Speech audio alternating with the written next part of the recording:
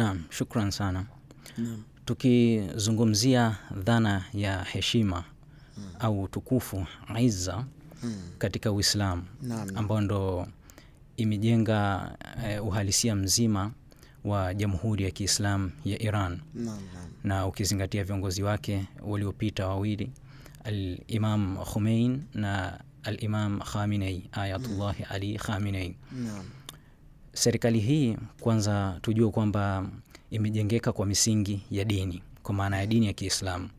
Mfumo wake si kama ile mifumo ambayo tumeizoea ya siku zote katika mataifa tofauti, bali ni mfumo wa wilayatul faqih.